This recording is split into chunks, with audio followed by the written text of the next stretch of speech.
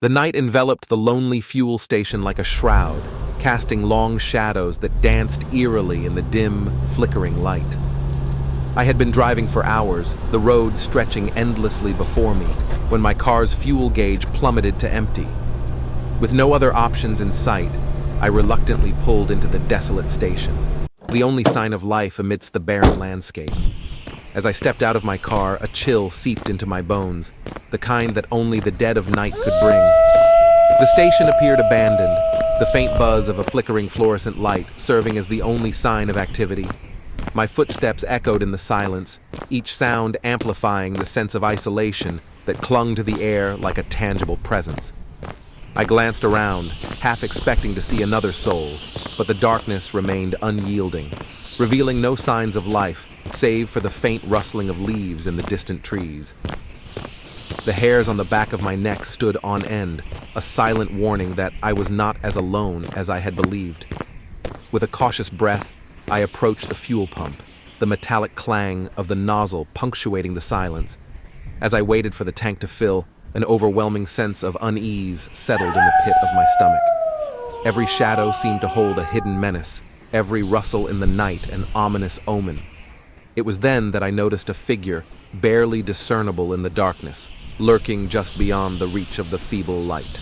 My heart skipped a beat, and I instinctively took a step back, my pulse racing in my ears. The figure seemed to sway, its movements unnatural, as if it were not quite tethered to this world. "Hello?" I called out, my voice barely a whisper, lost in the vast expanse of night. No response came, only the echo of my own words bouncing back at me like a haunting refrain. Shaken, I turned back to my car, the fuel nozzle still clutched tightly in my hand. But as I fumbled to replace it, a sudden gust of wind extinguished the solitary light, plunging the station into an impenetrable darkness. Panic clawed at my chest as I reached for my phone, my trembling fingers struggling to illuminate the screen. When the faint glow finally illuminated the space around me, I gasped in horror. The figure I had seen earlier now stood mere feet away, its features obscured by the darkness.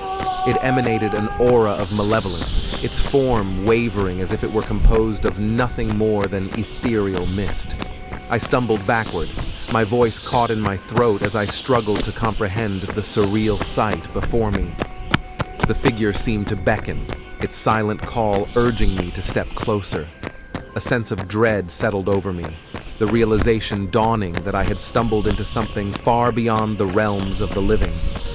In a moment of desperate resolve, I bolted toward my car, the figure's unearthly wails echoing through the night, sending chills down my spine.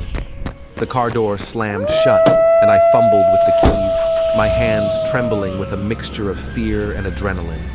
With a fervent prayer, the engine roared to life, and I peeled out of the fuel station, leaving the haunting specter behind. But the terror was far from over. As I sped along the desolate road, a haunting presence seemed to follow, its spectral form flickering at the edge of my vision. The wind howled in mournful accompaniment, and I could feel the weight of unseen eyes boring into the back of my skull. I drove on, my mind racing with thoughts of escape, of fleeing the clutches of this malevolent force. But no matter how fast I went, the apparition remained, a constant reminder that some horrors could not be outrun. It was not until the first traces of dawn painted the horizon that the ghostly presence finally dissipated, leaving behind only the fading echoes of its tormented cries. With a shuddering breath, I slowed to a stop, my pulse gradually returning to a steady rhythm.